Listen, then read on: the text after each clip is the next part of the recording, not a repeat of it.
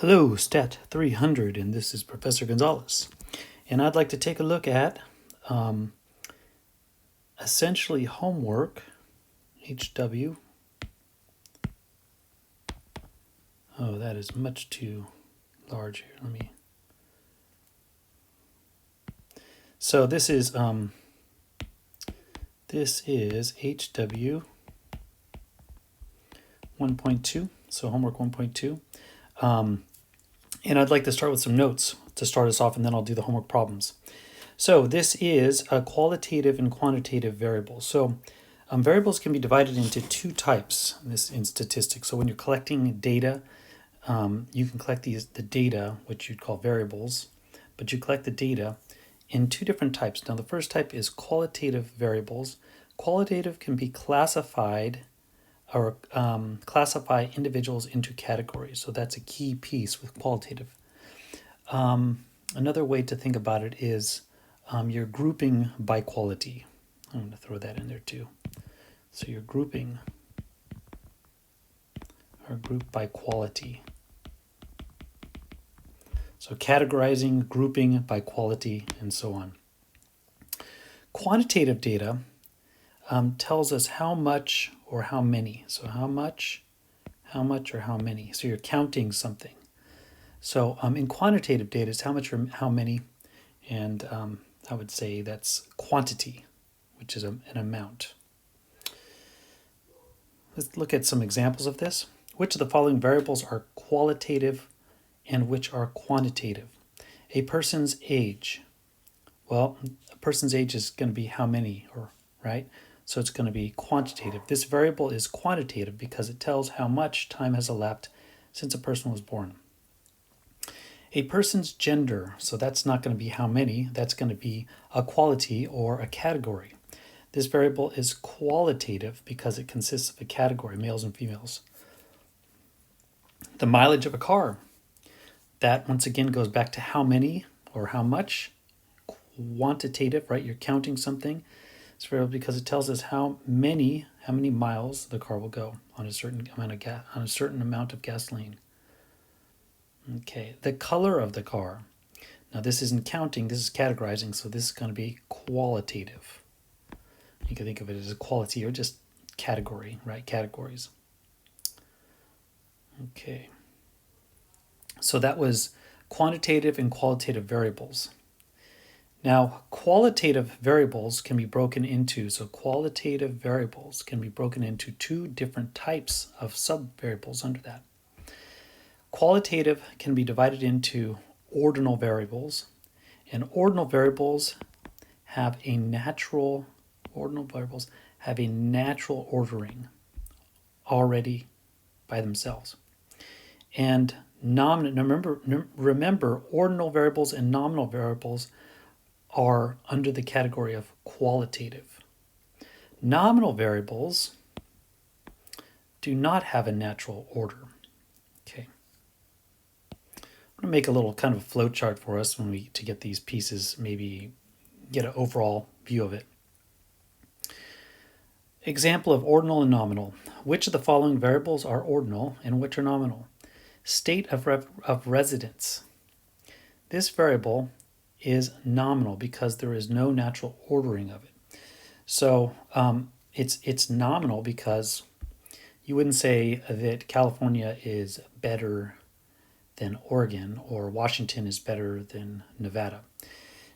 So it's nominal. Now, if you're asking about maybe like the it's not gross national, it's not national, but what's the GDP for a state? Anyways, the economy of a state, the size of the economy. Well, now we're talking about, that's something that's quantitative. So actually, I shouldn't say that because that's quantitative in nature. But anyhow, now if you're going to rank them though, if you're going to say, tell me which state, rank it from 1 to 50 of the states that have the largest economy rather, then that would be actually ordinal because it has a natural order to it that you're putting those states into, but you're not actually quantifying the economy, right? You're not actually quantifying how much the state makes. You're just putting it in an order, first, second, third, fourth, fifth. In that case, it's still qualitative data in the realm of ordinal. Okay. And that gets a little bit tricky with us. Ordinal is putting it into an order, so it sounds like you're quantifying. It sounds like you're counting it. But the quantifiable stuff, actually, you're able to do math with it. Like you can say, what's the difference between how much the economy of California and the economy of New York, something like that. Well, you're not that difference is not going to say anything if you're just finding the difference between first place and second place. It doesn't tell you anything, right? So anyhow, moving on. Gender. This variable is nominal because there's no natural order of it. It's a nominal. And let's see, did we say gender up here on the last? Yeah, we had gender. We said it was qualitative, right?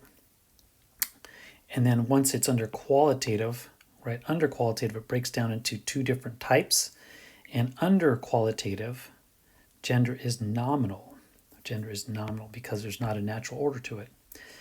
Letter grades in a class, A, B, C, D, or F. Does this seem to have an order or sequence to it? And yes, it does. So this is called ordinal. This is a qualitative, but it's ordinal. Size of a soft drink, ordered at a fast food restaurant. This variable is ordinal. Once again, it's under the category of qualitative data like small, medium, and large. So there definitely is an order to it, but it is qualitative. It's not quantitative because you're not talking about the actual amounts of ounces in there. Now, if you said, okay, small is a 16 ounce, medium is a 20 ounce, and a large is a 30 ounce. If you're talking about the ounces, now that would be quantitative because now you're talking about how much. But if you're just saying small, medium, large, that is qualitative because you're not counting how much.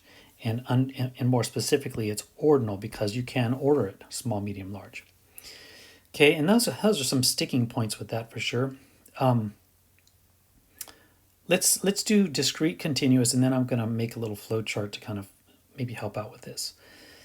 So as we went over, qualitative variables can be broken down into two subcategories of that, ordinal and nominal. So can quantitative variables can be further divided into two different categories also. So when you're counting how many or how much, you can think of it as discrete, which is possible values can be listed, or continuous, which can take on any value in some interval. I think I'm going to add a little more to that. Discrete, possible to list.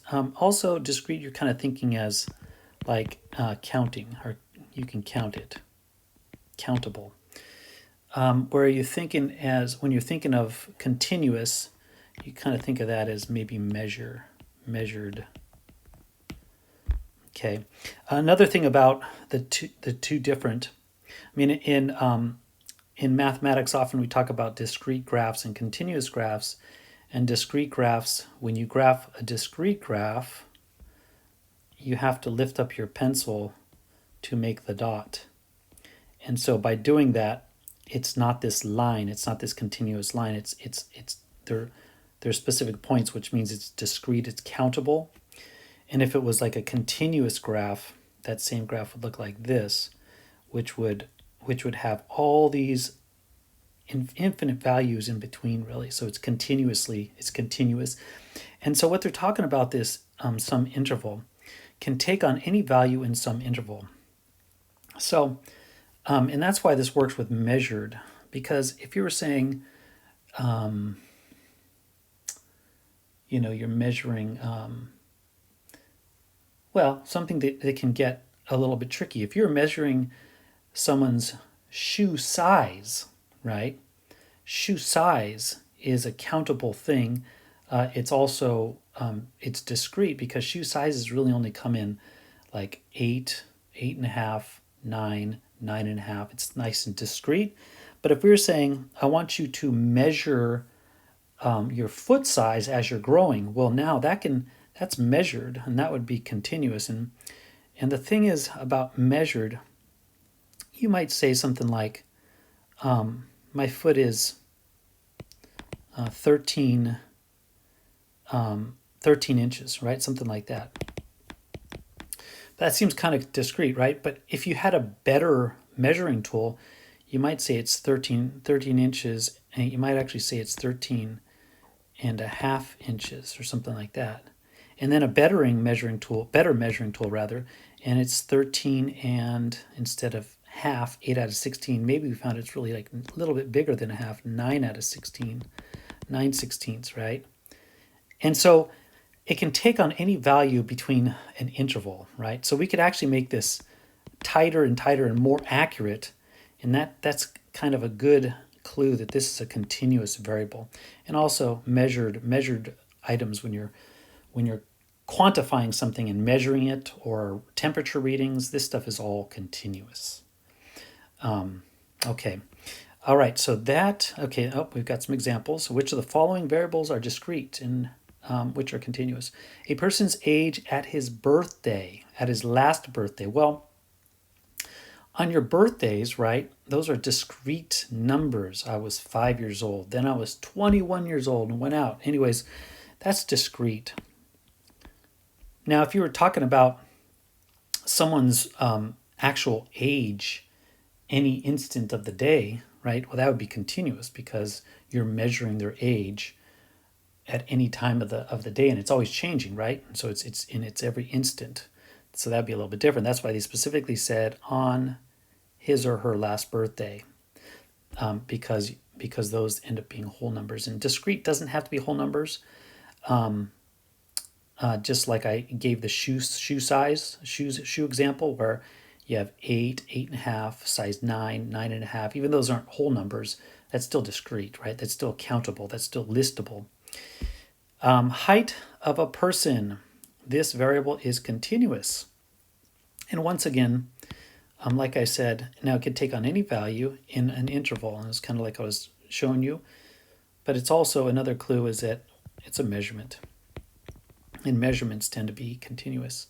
Number of siblings a person has. Now, if you were looking at an interval, right, like something in between 5 and 6 siblings, or 5 and 10 siblings, right, you could take on between 5 and 10, right? There could be 6, 7, 8, 9, but it can't take on any value in there, right? So this is going to be discrete. It's countable. Distance a person commutes to work. Well, once again, distance is measurement. We're taking a measure as a distance, so we're talking about a continuous. This variable is continuous because a distance can take on any value in an interval. Once again, if someone said, it's 2 miles to get to work, and can it take on more accurate values? Yeah, it could be 2 miles and 300, or 2 miles, let's say 36 yards. And then it could be more accurate than that, 2 miles, 36 yards and 2 feet. More accurate than that, 2 miles, 36 yards, 3 feet and 2 inches. So you could just continually make that more accurate, which is giving you an indication that it's continuous. Okay, it looks like I got another page. Perfect, because I want to do a little flow chart for us. Kind of talk about this again. So if we're talking about qualitative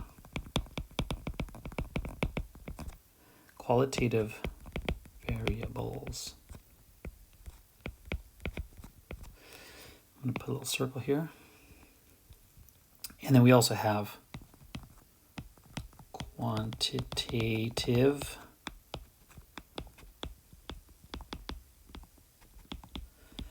variables. Okay, so remember, just as a little note, what are qualitative variables? Classify into categories. You can classify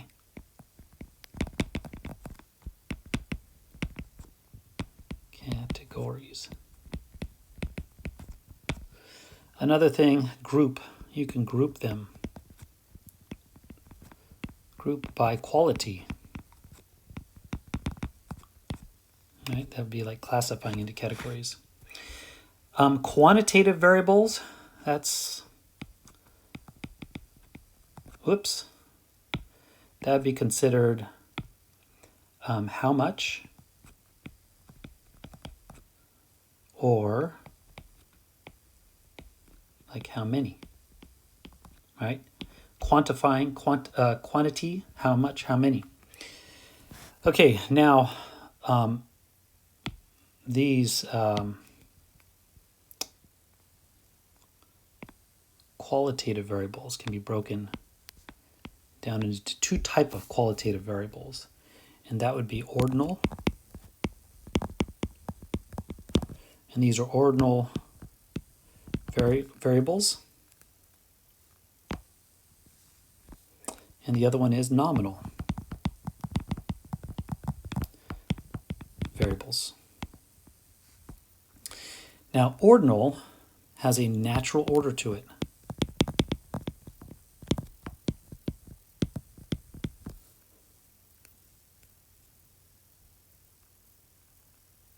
You could also think it has a sequence.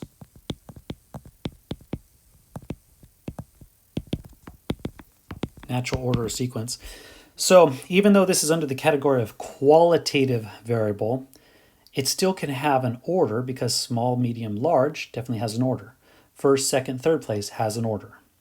But it's not quantity. You're not counting them. You're just ordering it. So it's still qualitative. That's a little bit tricky, but that's what that's qualitative variables kind of starts to move towards a little bit like counting when it's ordinal, but they're really just ordering it.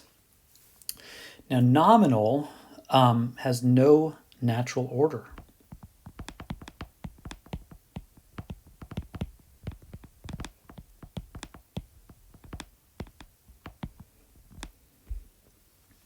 Okay, let's take a look at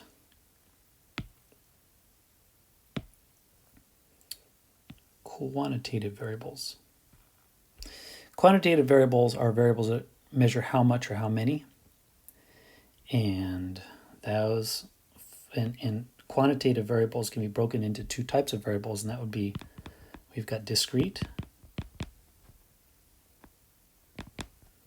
variables and continuous variables. Now, discrete variables, like we were just talking about, possible to list.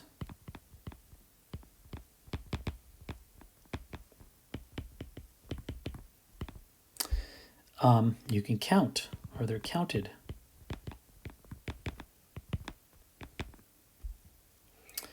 Continuous variables takes on any value in some interval. Can take on any value in an interval.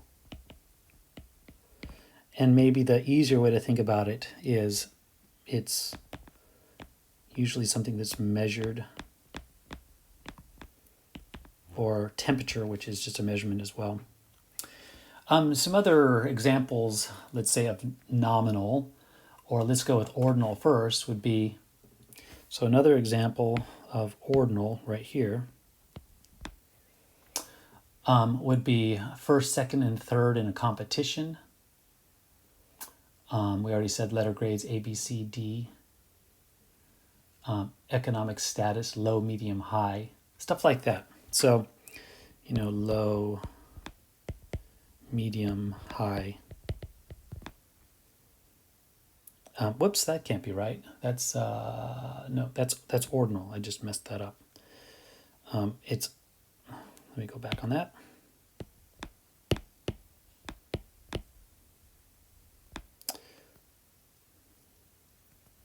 So ordinal has a natural sequence to it. So something like low, medium, high would be some examples. A, B, C, D, that kind of thing. Soft drink size, small, medium, large. 3 people run a race, first, second, third. Okay. And then nominal would be something like, remember, this is still under the category of qualitative. So gender, man, woman, religious status, Muslim, Buddhist, Christian, hair color, blonde, brown, brunette, red. These kind of things are considered to be nominal. How about hair color? Because they don't have a natural order to them, right? Okay, I think that's it for my little mini lecture. Let me move on up and let's go ahead. I think this homework set will go really fast at this point. This one I actually gave you the answers to this already. Okay, let's talk about it though. Just giving you answers might not be too cool. Just might as well work these problems real fast. It says, number 1, determine whether the data described are qualitative or quantitative. How about musical genres? Can you count that up? No, that's not something that's how many it is. It's a category. So this is qualitative. Next up, the number. So this is determine whether it's described as discrete or continuous. So remember, discrete or continuous is under the quantity thing. So these are, so the number of times you log in to your email account each day. Well, is that discrete or continuous? Can you log into your email account 1.35 times, 1.36 times, 1.37 times? I don't think so. This is going to be discrete. This is a countable, listable number. Determine whether this is nominal or ordinal. Remember, or nominal or ordinal come from the qualitative side. I order a pizza with pepperoni, mushrooms, olives, or onions. So is this a natural order or not? I don't think so. I believe this is nominal. There's not a natural order there. Number 4, determine whether the data set is qualitative or quantitative. So remember, quantitative is counting how many. Qualitative is looking at putting it into categories. Time it takes to run a marathon. That sounds like counting something. So I'm going to go with quantitative. So quantitative.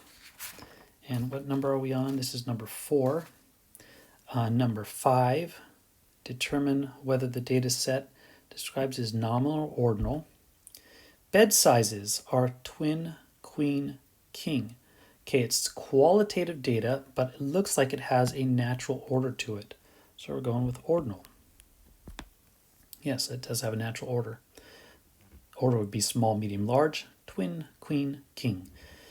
And finally, the last question, determine whether the data described is discrete or continuous. The lifetime of a new light bulb. So when a light bulb dies on you, and if you're checking the time, it's a measurement. That's a big clue. You're basically measuring the life of it. Is it going to end like on day 5? Boom, done. No, is it going to end on 27 billion or 27,000 minutes? No. I mean, it might, but you could always break it to a smaller interval over that time. So this would be a good example of continuous. Okay, this is Professor Gonzalez, and I am signing off. I hope this helped. Take